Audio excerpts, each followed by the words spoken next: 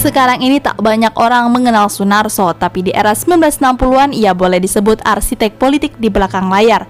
Sebagai wakil ketua G5 Koti tahun 1963 hingga 1965, ia lempar gagasan undang-undang anti subversi.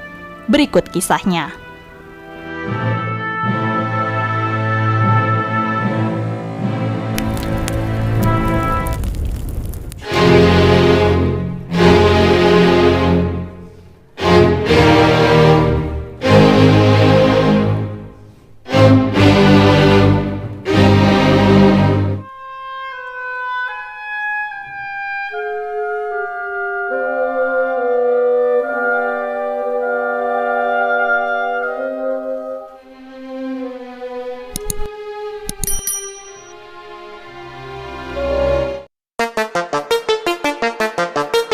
Ada hal yang menarik, waktu Aidit di Peking dia pidato dalam dinner dengan Mao Zedong. Saya dapat laporan, Aidit menjelaskan dia ikut menganut Pancasila, tapi hanya sebagai stepping stone atau batu loncatan sebelum akhirnya Indonesia akan menjadi komunis.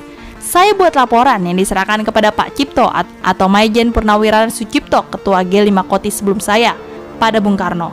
Kebetulan pagi itu Aidit datang juga, Pak Cipto melapor duluan. Belakangan Bung Karno malah menunjukkan laporan saya pada Aidit, nama saya tertulis dalam laporan itu dan Aidit membantah.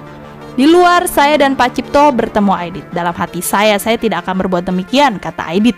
Pak Cipto membalas, loh Bung, siapa yang tahu hatinya orang? Aidit diam saja. Dia mau nginjak saya tapi tidak bisa, lantas Aidit kirim surat pada Bung Karno dan saya dapat tindasannya. Saya dicap Aidit sebagai perwira yang anti-revolusioner. Demikian pula Mayor Sukisman, seorang staf saya waktu itu, dicap seperti itu sangat berat. Lalu Aidit dan Subandrio berusaha mengeluarkan saya dari Indonesia. Sekitar Juni 1965 saya menyusul Bung Karno ke Jepang karena ada berkas-berkas yang masih ditandatangani.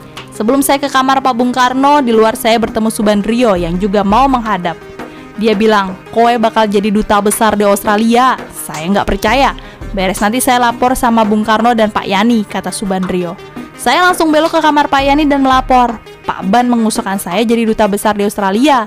Pak Yani bilang, ya sudah nanti saya ngomong sama Bung Karno, kamu diam saja. Pak Yani memang ngomong ke Bung Karno dan saya akhirnya tak benar menjadi duta besar.